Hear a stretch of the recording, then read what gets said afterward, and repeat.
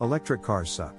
In 2023, electric cars are flashy toys for wealthy people to enjoy. In 2022, the average cost of an electric car is $11,000 more than a gas car.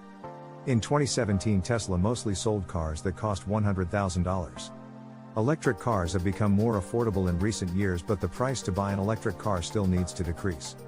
This video is only referring to battery electric cars. There are also hydrogen electric cars which are even further away from being accessible to the average consumer. The benefit of electric cars is that they do not emit carbon dioxide and other pollutants into the atmosphere. If electric cars are being charged with electricity generated by burning coal, it defeats the whole purpose. Renewable energy must be used to charge electric vehicles for the benefits of electric cars to be realized. In America in 2020, about 20% of electricity generated came from sustainable sources.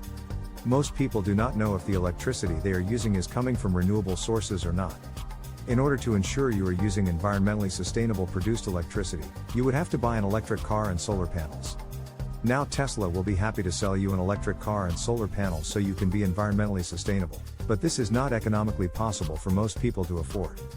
There are 150,000 gas stations in America compared to 40,000 electric car charging stations, with less than 5,000 of them being fast charging stations. Tesla has almost 1,000 electric chargers set up across the America. So are Teslas the best electric vehicle? No, but they do have the best charging network, which almost makes them the best electric vehicle right now. Marquis's video shows how gas cars have the best infrastructure, then Tesla charging network is almost as good and the non-Tesla charging network is very far behind.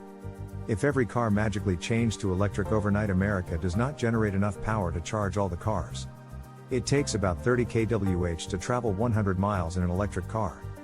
The average American drives over 13,000 miles per year. That means the average driver would use 3,900 kWh in a year. There were 280 million cars in America in 2020. This means every American driver would need over 1 trillion kWh in a year. In 2020, America used 4 trillion kWh of energy.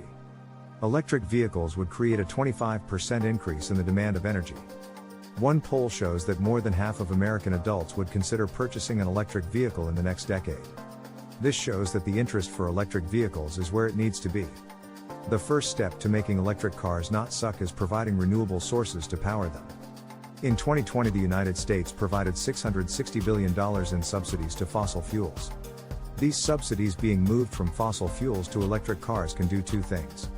Number one, it can provide funds to start increasing infrastructure demands for electric vehicles. Number two, it will show the actual price that gas is without these billion-dollar companies getting subsidized by the taxpayer.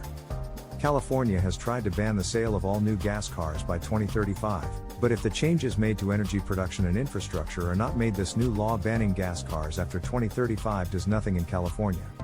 Electric vehicles have tons of benefits, from reducing pollution and the effects of climate change, and eliminate the demand for gas, which would also reduce the geopolitical power of countries that rely on gas for their economy. We need to take the necessary steps to implement the infrastructure and energy demands of electric cars so they can succeed. Thanks for joining me in my backyard.